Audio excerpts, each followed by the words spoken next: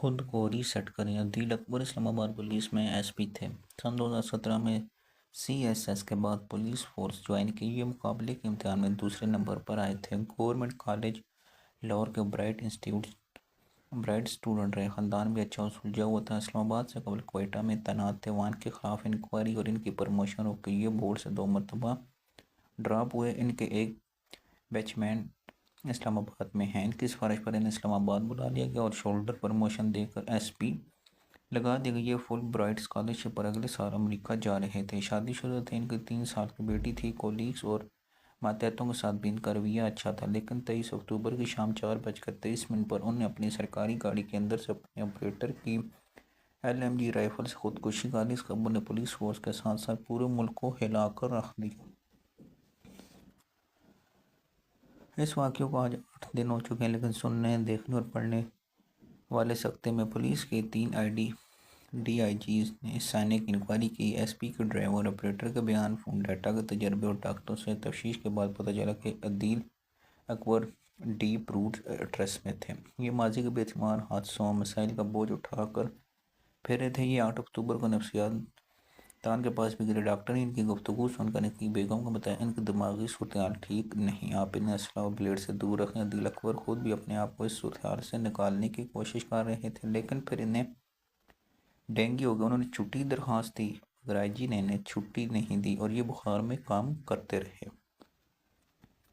23 अक्टूबर को ये बाजार नॉर्मल थे। खुदकुशी से 1.5 घंटा कबल 35 मिनट गाड़ी में घूमते रहे। घर गए, थोड़ी देर वहाँ रुके, फिर ड्राइवर को बुलाया और स्टेटमेंट डिवीजन के लिए निकल गए। अगले साल फुल ब्राइट स्कॉलरशिप पर अमेरिका जा रहे थे। इनका केस एस्टेब्लिशमेंट डिवीजन में था। सेक्शन ऑफिसर के साथ इनकी मीटिंग थी, लेकिन जब ये शान दस्तूर पर पहुंची और सेक्शन ऑफिसर से रब्ता किया तो उन्होंने बताया कि मैं ऑफिस से निकल गया हूँ, आप फिर किसी दिन आ जाइए। इस वक्त वजारत खारजा के सामने तो उन्होंने ड्राइवर को यू टर्न का हुक्म दिया। ये सड़क की दूसरी साइड पर आ गए।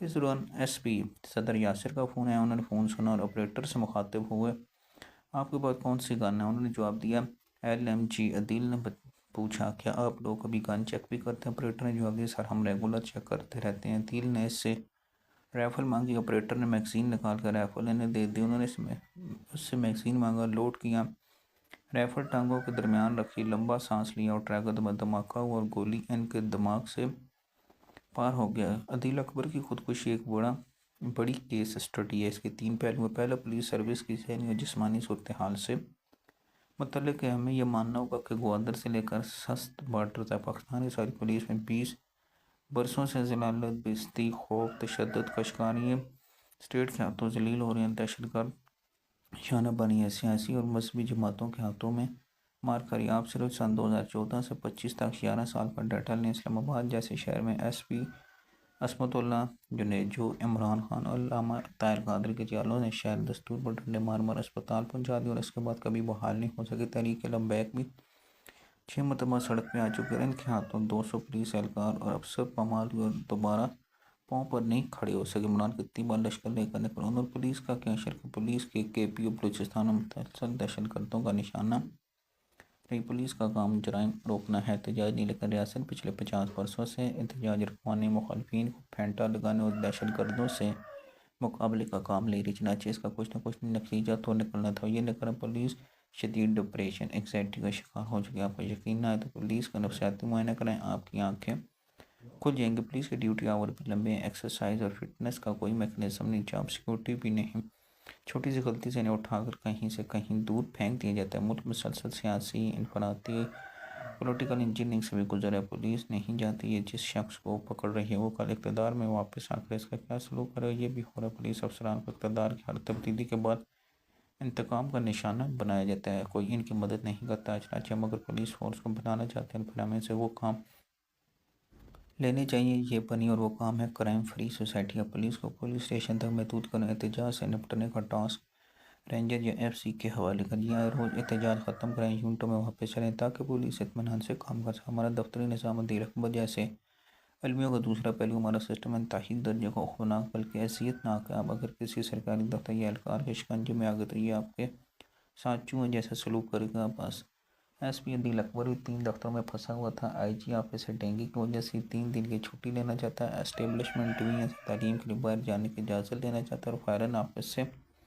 अपने कागजात की तस्दीक करा रहा था। मैं अंदाज़ा कर सकता हूँ इसके साथ क्या हो रहा होगा। ये जान जाता होगा, जलील होकर रह जाता होगा। हमारा ब्यूरोक्रेट सिस्टम दरअसल तबाही उसूलों को दूसरों को जलील करने के लिए एक क्लर्क जो सिफारिश और रिश्वत से भर्ती होगा और एक अफसर जिसका कुल कमाल CSS या PCS का इम्तिहान वो पूरी ज़िंदगी जलील करता है। ये सिस्टम काम करने की तनख्वाह नहीं लेता, काम रोकने ख़राब करने का मुआवजा लेता है। सरकारी मुलाजमों का इंतहाई रवैया बेइंतहाई तहरीर अमीज़ होता है। दिल अकबर के आखिरी 2 कॉलों में से एक कॉल एस्टेब्लिशमेंट डिवीजन के सेक्शन ऑफिसर से गुफ्तगू था। यकीन इनसे बदतमीज़ी से बात की होगी। मेरे एक उस्ताद ने 30 साल मुझे कबल बताया आप फ़ोन पर हमेशा मीठे अंदाज से बात करें, क्योंकि दूसरी साइड पर मौजूद शख्स की ज़हनी और जिस्मानी सूरत हाल से वाकिफ़ नहीं।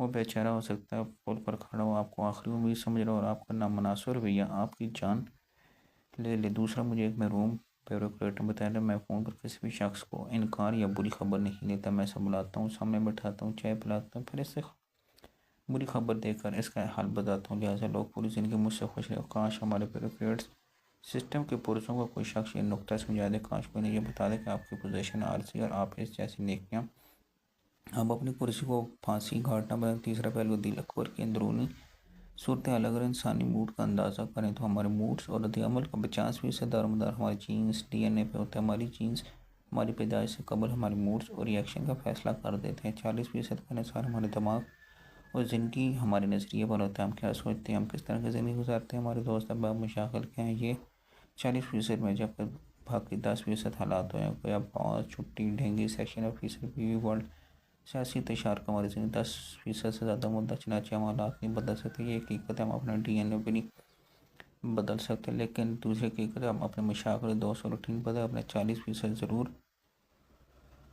ठीक।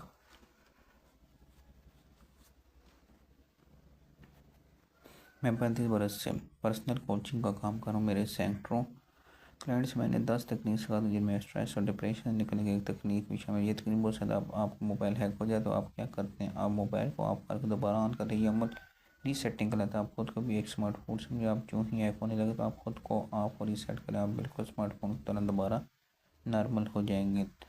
लेकिन ये कैसे करें, ये मैं आपको अगले कॉलम में बताऊँगा।